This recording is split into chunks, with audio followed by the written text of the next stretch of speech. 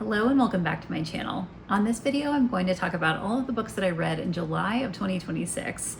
And this was a month where I went down a middle grade rabbit hole based on some recommendations that I had from people, and it was super fun. So I read a bunch of other stuff too, but let's get to it.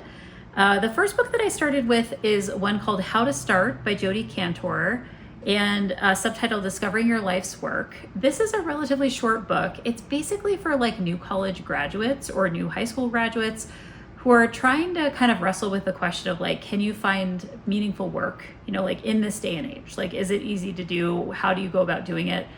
And this author happens to also be the Washington Post reporter who broke the Harvey Weinstein story and wrote another book called She Said that was made into a film. And so if the name is sounding familiar, this is the same person. And so her backstory is like super interesting in terms of like meaningful work and what that's looked like for her. I ended up actually reviewing this on LinkedIn and sharing it because I just found it to be really interesting. And I do think it's a great gift for a new graduate, at any level as they're kind of thinking about this stuff. But also just like a good reflection on like, how do you build out meaningful work? And in this case, she kind of argues that you're looking for the intersection of craft and also like the bigger societal need. So found that super interesting. I also wrapped up the remaining books in the Nevada Bar series for Anna Pigeon. These are mystery novels that are set in national parks. So I ended up reading a book called Destroyer Angel, which is the 18th book in the series. And then I also picked up, what is book 19 called? Boar Island. And I feel like this is a series that I thought was kind of coming to a close because of just like it felt like it was petering out a little bit. Then I found out that another new book is coming out in this series and it's been picked up for a television adaptation. And I was like, oh, they're reviving this whole thing. So I will keep an eye out for both of those things. I really do enjoy these mysteries. I love that they're set in these different national parks and have read this series for just an incredibly long time. So now I'm caught up and that felt really good. I also picked up the next book in Jeffrey Deaver's series, which is called Lincoln Rhyme. And the book is called The Burial Hour. This is number 13 in that series. And this is a series about a man who has partial paralysis. And he is like a forensic scientist who helps solve crimes. And he partners with a police detective who eventually becomes his love interest. And so now they are partnered both romantically and in the work that they do. And this particular book has a large portion of it that takes place in Italy. And so there's like a US component and then they go to Italy. They're trying to solve this crime. There's a serial killer. And one of the things that's always interesting about this book is the forensic science, this series. Every single book has forensic science in it. And I will absolutely continue to finish out this series. I think I have like 3 or 4 books in it that I haven't read yet. Then I read the 5th book in the Lancaster family series. I believe this is the last book in that series, called Charming Artemis by Sarah Eden. This is a series that is about basically, it's a Regency romance, but it's very kind of clean and charming. It's these different family members. There's always like a different romance trope in the series.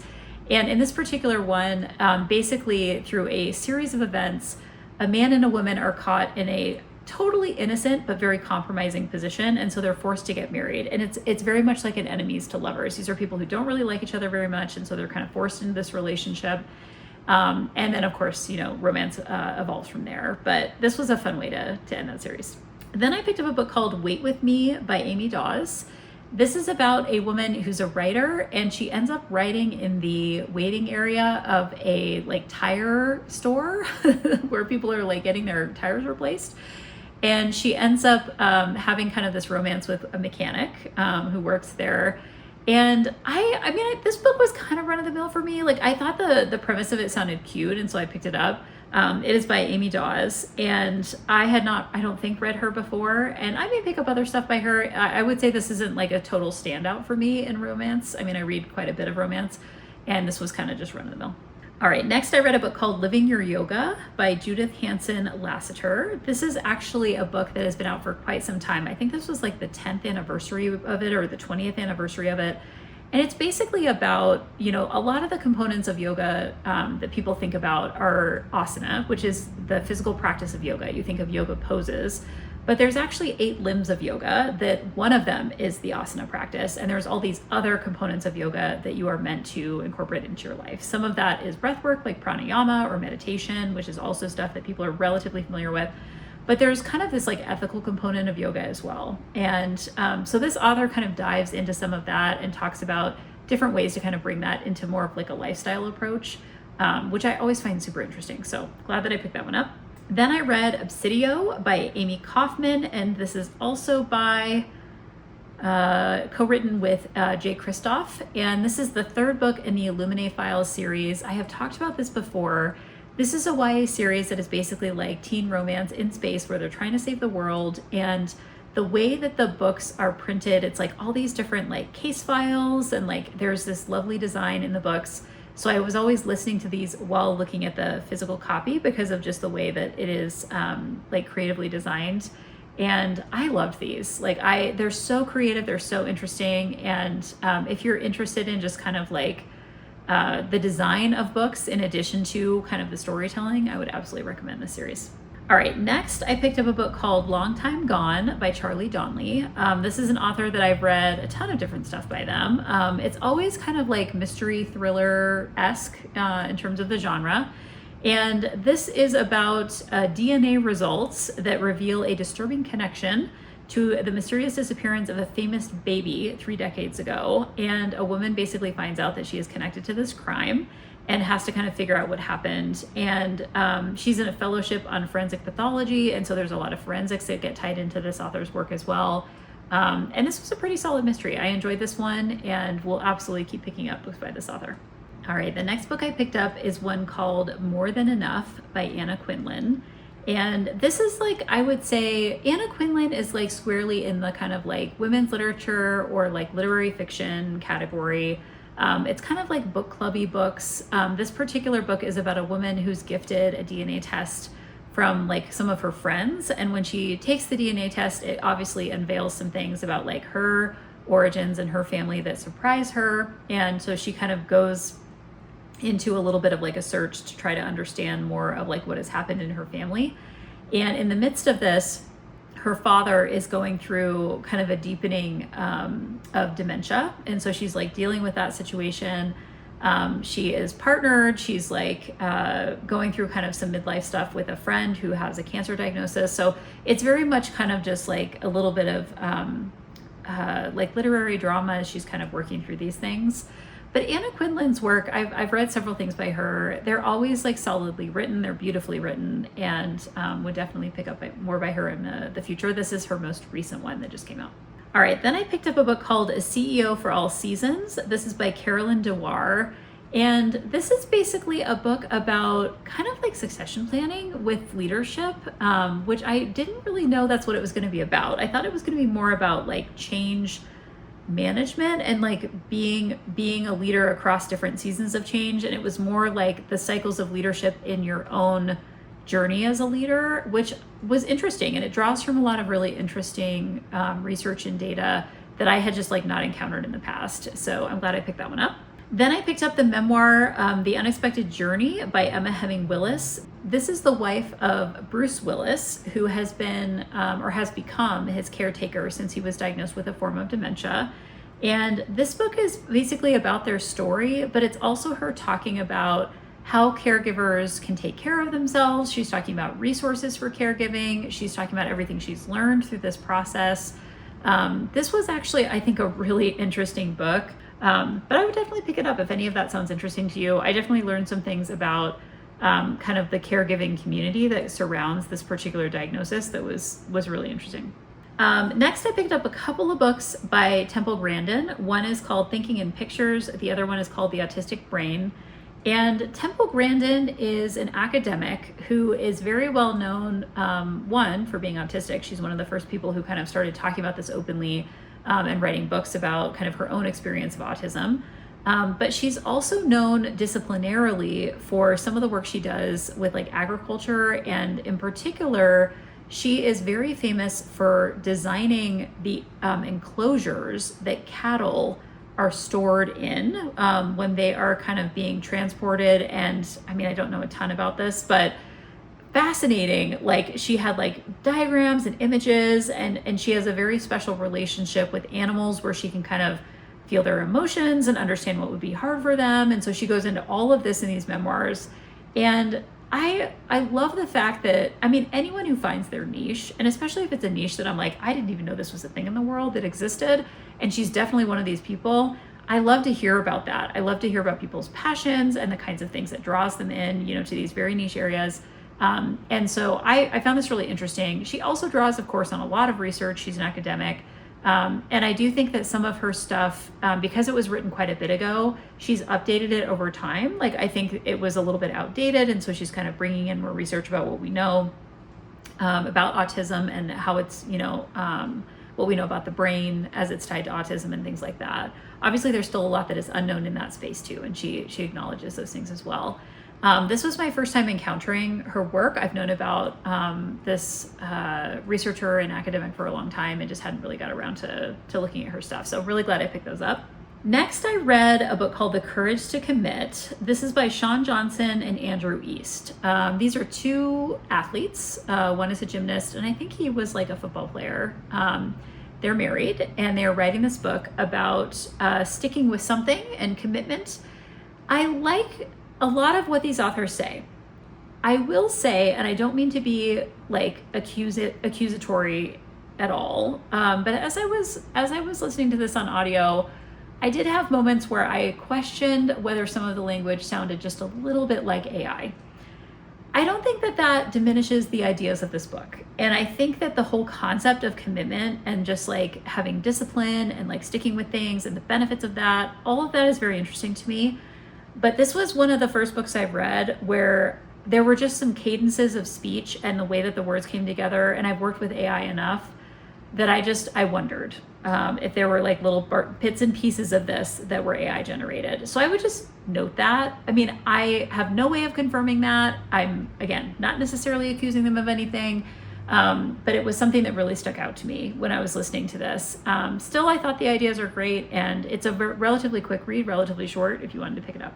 All right, next I read a mystery novel called Heather by Caitlin Mullen.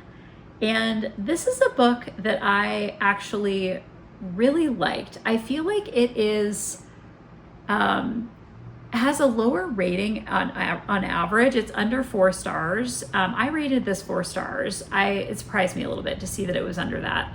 This is about a detective who opens up this unsolved case where there are these 2 twins and one of them disappears. And then there's kind of this like cold case about a baby that's found, and then the detective who reopens this, like her mother has a connection to this cold case, and her mother is dealing with like some substance abuse issues, so there's like these layers that are happening with their relationship. And it was very like atmospheric. I thought that it was complex in terms of the storytelling and the character development. I would absolutely read more by this author. I really liked that one. It takes place in kind of the mid 90s, is like a section of the storyline that is kind of, and then it kind of jumps forward in time, it goes back in time, told from different perspectives. So I really like that one too. All right, then I read a book called Into the Blue by Emma Brody. This is a book about 2 people who know each other when they're younger, then they re-encounter each other when they are older, and there's a romance, and then they kind of break up. And then the guy runs away and the girl doesn't know why. And then she finds out why. And there's all this kind of drama around it. And they're also involved in like Saturday Night Live. They do like improv. So one of the things that this book was challenging for me with, and I should start by saying there's a lot of people who love this book. And they say that it's like such a tearjerker and they were just like crying. And, you know, like people find this book to be like highly emotional. And I did not have that experience. I mean, I will start by saying that. But I will also say, I think part of what was hard for me is like, I'm not an improv person. I don't enjoy improv. I don't enjoy doing it. I don't enjoy watching it. Like that whole scene, Saturday Night Live, like all of this kind of stuff is just like not interesting to me. And it's not my kind of humor. Like I don't like it. Like, and so a lot of this book is kind of talking about some of that, and it's in that world. And I just never really got into the story. Like I wasn't really connected to the characters. When kind of there was a reveal that was like very emotional, I was just kind of like, okay, like it didn't hit me in the way that it hit other people. So I do think that it's well written. I would probably pick up something else by this author. I don't think it's like badly done, but I feel like it just had this like constellation of things that just weren't interesting to me. And so I ended up just not really liking it. Okay, now I get into my middle grade rabbit hole. So somebody recommended to me this series called Dory Phantasmagorie by Abby Hanlon. There's 7 books in this series. And this is a series about a 6-year-old girl, and she has all these imaginary friends. I would say it's like a mashup between Calvin and Hobbes and like Beverly Cleary's Ramona Quimby series. Like it's that kind of feel. And I happen to have a 6-year-old niece, and she was coming to visit in July. And so I picked this up. I ordered all 7 of the books and read them all because they're like 150 pages, but there's a lot of illustrations, super cute, don't take very long. And so I just kind of like slammed through 7 of those and then gave them to my niece. And so it was super fun to just like read. This is like obviously literature that I don't have children. Like I don't have any reason to kind of be looking at this kind of literature. So similar to the previous month where I read the Wildwood Chronicles, I was just kind of encountering some of this and I thought it was super fun. So read Dory Phantasmagorie, which I would highly recommend if you have 6-year-olds or, thereabouts in your life. I thought it was super cute. Then I was also recommended the Skunk and Badger trilogy. This is by Amy Timberlake, and it's Skunk and Badger, Egg Marks the Spot, and Rock Paper Incisors. And this is so charming. It's more text than illustration. I feel like the Dory Phantasmagorie was like almost more illustration than text. This is way more text than illustration, but fun illustrations included. And it's about a badger who's like this academic rock researcher. He researches rocks. And then he's living in his like aunt's house, and she forces him to move in with a skunk. And they become these like forced roommates. They're very different from each other. They have to get to know each other and learn to like each other. And that's basically book 1, is like them moving in together. Book 2 is the introduction of all of these chickens. And so you end up with this whole plot around chickens, and a dinosaur becomes involved as well. And then book 3 is about, it all actually comes together. There's more chickens. The dinosaur comes back eventually, and there's kind of this villain character who's stealing rocks from the badger. And these were great. I mean, as you can tell, I loved them. I was super into it. I would absolutely read more by this author. She's won a Newbery, and so I picked up that book just so I can read it at some point. And it's just a great reminder to like read outside of your typical age groups and genres, because like I really love these. I gave these to my niece as well. So if you have young people in your life, I would say this is probably slightly more higher age than 6. I might put it at like an 8 to 10. But I think that a lot of people could enjoy this, and especially because I work with academics and I've done research. It had just like some really fun tropes around that, and really, really like those. Okay, and now for something completely different. Then I picked up Under the Banner of Heaven by Jon Krakauer, and this is subtitled A Story of Violent Faith. This was made into a TV series, and I can't remember where it's streaming on, but maybe Netflix or Amazon Prime. But this is about basically a woman and her murder, and she's part of the Mormon community. So this is a book about the Mormon community. It talks about the history of that community. It talks about polygamy. It goes into all of these different kinds of things. And if you are unfamiliar with Jon Krakauer, he is known for several different books. He has a book called Into the Wild, which is about a man who dies in the wilderness after he kind of like tries to live off grid for a while. He has another book that is phenomenal about an Everest climb in the late 90s where a bunch of people ended up dying and he was there. So I have loved his work. I think Jon Krakauer is an incredible writer and journalist. And so this was super fascinating. I listened to it on audio, really enjoyed it. And now I think I do want to pick up the television series and take a look at that as well. All right, then I picked up Warrior Princess Assassin by Brigid Kemmerer. And this is a book that pretty much all I knew about it was I believed there was like a romance that was more polyamorous, where there were 3 people involved in a relationship. And there are, and they happen to be a warrior, a princess, and an assassin. I wasn't quite sure how this would come together. This is not a typical like subgenre of romance that I typically read.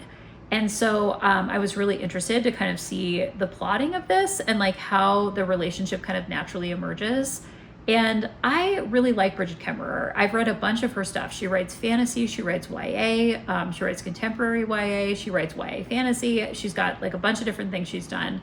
And I have liked pretty much everything she's put out there. And this was no different. I really thought that the relationship in this book developed like incredibly naturally. It was totally believable. It did not feel salacious. I can imagine that there could be other romance novels where this is done in a way that it wouldn't have felt kind of like, I don't know, like respectful to the characters in terms of like how they were developing. There's one character in particular in this particular book who has a lot of past trauma, and like that comes up. He's a male character. And so that comes up in this relationship. And basically like the princess and the assassin are like childhood friends who also have feelings for each other. And then this king character comes in from the side, and they all end up kind of, in this relationship. So there's a second book in this series that comes out this fall. I would probably pick it up just to kind of see where this goes. And I really do like this author, and I'll continue to read her other stuff as well. All right, then I picked up a nonfiction book called The Pilates Bible by Lynn Robinson. And I know a little bit about Pilates, probably because of the crossover into the yoga world, but I don't know a ton. And so this was basically just an overview of like the different layers, the different levels of what you can do in Pilates. There's like mat-based Pilates, there's Pilates that is with machines and other kinds of like props and things that you can do. And it was a nice overview. Like I think that Pilates is something that I have incorporated into my own movement practices in like small ways, and would probably continue to do that in the future. All right, then I read a book called Come With Me by Ronald Malfi. This is a book that I saw somebody else recommend, and I was really interested to see what it was about, because she recommended a bunch of other books in her like stack that I also really enjoy, and this is one I'd like never heard of.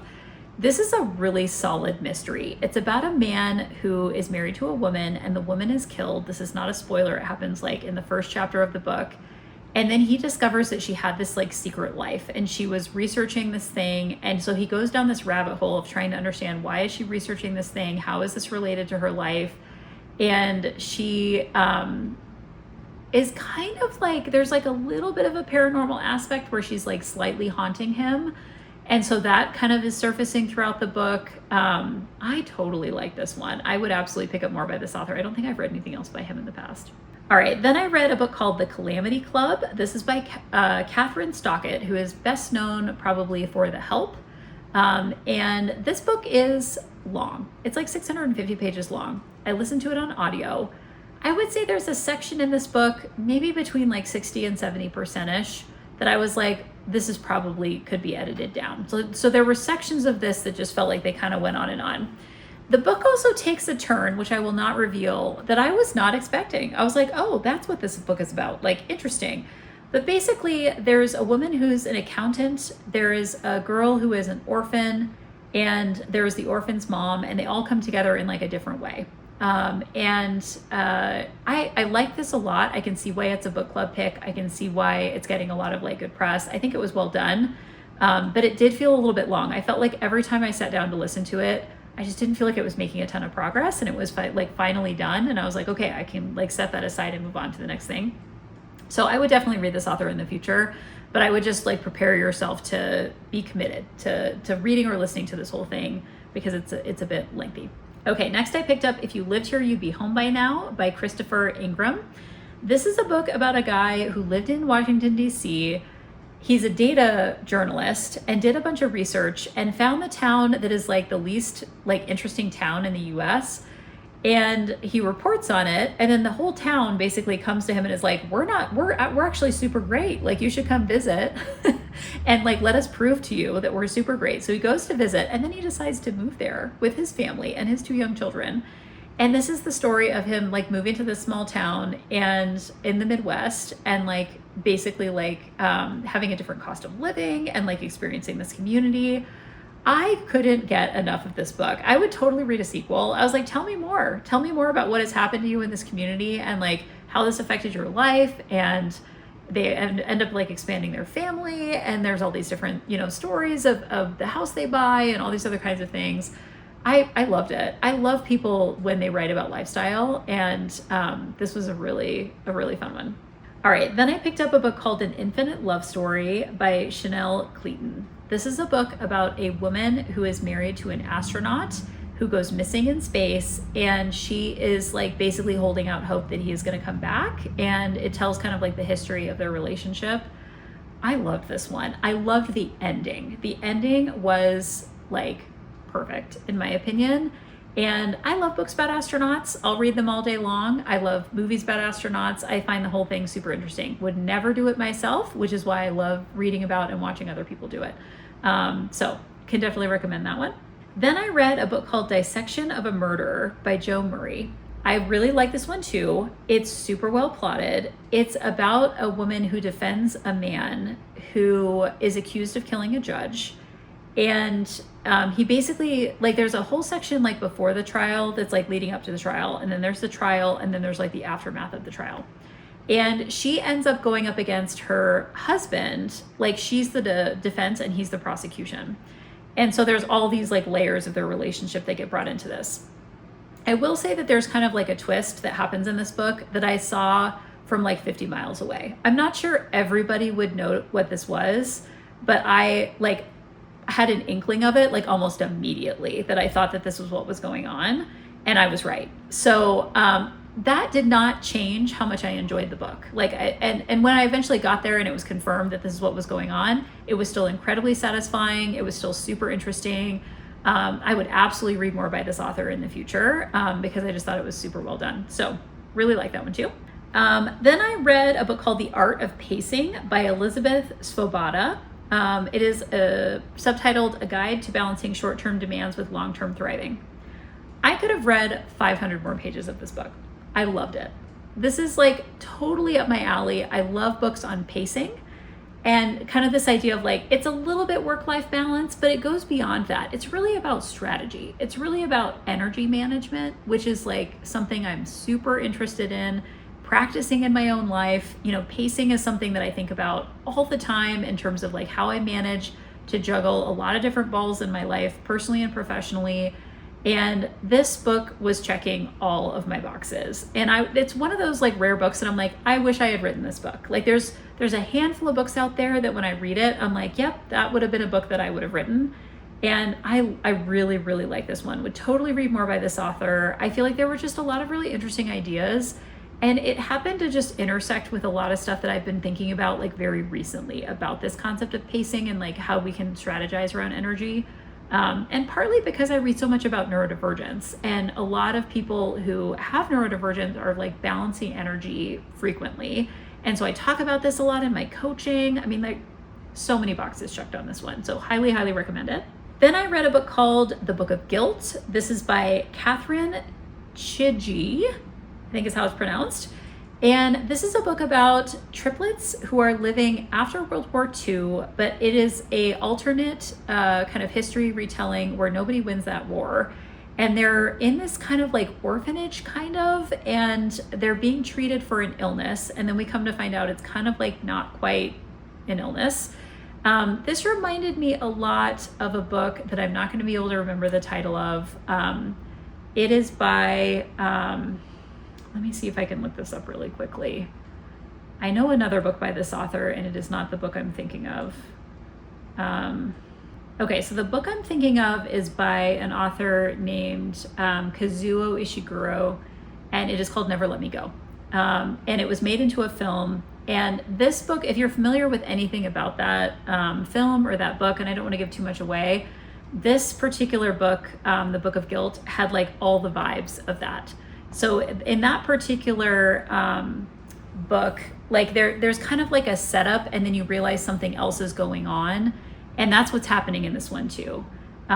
So you end up having kind of some things that are unveiled, I would say maybe like 50% of the way through the book, but then the final unveiling is probably in like the last 5%, and you kind of understand all of the depth of what's going on. pretty interesting. Speculative fiction, and you don't kind of realize it's speculative fiction, so hopefully I'm not giving too much away there. But it's definitely kind of like alternative history as well. So if you like that kind of stuff, I would definitely pick this one up.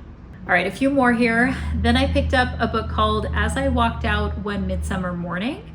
This is a travel narrative from quite some time ago. It is about a man who basically leaves his hometown and travels around for a while before, I want to say this was, I'm trying to remember which war this was before. It was a war that was taking place. He was in Spain and he had to go back and leave Spain because it was starting to be involved in a war. I want to say it was like the 1940s. And so what I would say is, like, while interesting, I found myself kind of skimming this one. I just don't think I'm the right audience for it. And this guy was basically like, he has a violin and he's kind of like playing his violin in the streets and getting people to like donate money, you know, to him in the streets. And he like kind of just like randomly lives with a bunch of people, and he is just kind of like wandering around, like playing his music and like living off of that. So for what it's worth, I mean, it was kind of a travel narrative that I think is relatively famous, and so I'm glad I picked it up. But I don't know that I would pick up anything else, you know, by this author in the future. All right, then I read a couple of NetGalley books. The first one is called Into the Flow by Kathleen Brannigan. This is subtitled A Journey to Freedom by Trying It All. This is about a woman that, I would say the first third of the book is about her marriage and kind of struggling through a marriage that is like trying to survive. I won't give away, you know, what happens there. And then she goes on this kind of like, well, she loses a lot of people who are close to her. Like several people die, including her mother. This is like relatively early in the book we learn this, so it's not really a spoiler. And she kind of gets thrown into like spiritual turmoil. Like she's raised Catholic, but she's like exploring all of these ideas. And I actually found this to be a very compelling story. There's a lot of woo in it. I mean, if that's interesting to you or not interesting to you, like it's there. And she talks a lot about different kinds of spiritual components. She ends up going on this kind of spiritual journey in South America, where she basically does like peyote and, you know, like all of these different kinds of things. And she's very self-reflective and kind of like trying to piece together this like spiritual journey for herself. And I ended up really getting sucked into the story and appreciating kind of her reflections. Then I read a book called The Necessary Goodbye by Peter Banko. This is about basically firing people. And this is a man who's had a lot of experience with that. What I would say that I found kind of challenging about this is I didn't feel like this person had a lot of compassion. And in the end of the book, he starts talking about kindness and compassion, but a lot of the book is just like not really about being human-centered. And he talks a lot about how it's like an organizational business decision and it's not personal when you fire people.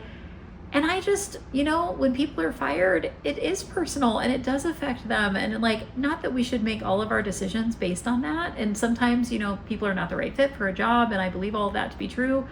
But I just also felt like he came at this like pretty hard-hearted and tried to like, you know, shift it toward the end of the book, and it just wasn't enough for me. And I think that with all the layoffs that are happening right now, this is why I picked up this book, is because we just see these massive layoffs happening with these different companies. And I thought, like, I'm really curious, like, what he's going to say. And I was kind of disappointed by this one. I was more than kind of disappointed. I was disappointed. I was hoping for something with a little bit more compassion, and it just wasn't there. All right, then the last book that I read is called Tropesick by Lauren Oakey. This is one of those books that I had heard a lot of people talking about. It's a romance. I had not read this author before, and a lot of people thought this was really good. It is kind of the story of childhood. There's two, man and a woman who know each other in childhood, and then something happens, and I'm not going to give away too much here, but like there's an incident that kind of breaks them apart. And then they come back together as adults, and they're trying to co-write a book together. They've been like hired to co-write a book together. And what I would say is I listened to this on audio. One of my challenges with it is I felt like the audio narration was not well matched. And in a romance where you're kind of alternating back and forth between a female narrator and a male narrator, they have to kind of like, I don't know, like there's a match that I'm kind of looking for there. And this was one of the first books I've read where I thought they were really not matched well. And part of it was just like the female narrator was like very breathy, and then the male narrator was like very straightforward, and like they just, I don't know, like it sounded strange. So that was something that kind of stuck out to me. The second thing is that the ending of this book is incredibly convoluted. Like I was like, this makes no sense. It felt a little bit like a soap opera where I was like, this is where you're taking this? Like it was just kind of odd and just not believable to me. And maybe you're just supposed to suspend your belief. I don't know. But I would say that I because of all of those things, I was like not super into this one. And I kept getting taken out of the story because of like the unbelievability of it. And then also like the narration was like just not hitting it for me. So I don't know if I would pick up another book by this author. If I did, I would probably be thoughtful about listening to it on audio versus reading it. And maybe I would pick like a different modality based on who's chosen for the narration. So those are all of the books that I read in July. A ton of really good stuff in there, and a lot of stuff that was like out of what I would typically read, especially the middle grade stuff, which I really enjoyed. And soon I will be posting my August TBR video. I hope you'll take a look and then see what I'm able to read in this next month of 2026. Until then, happy reading.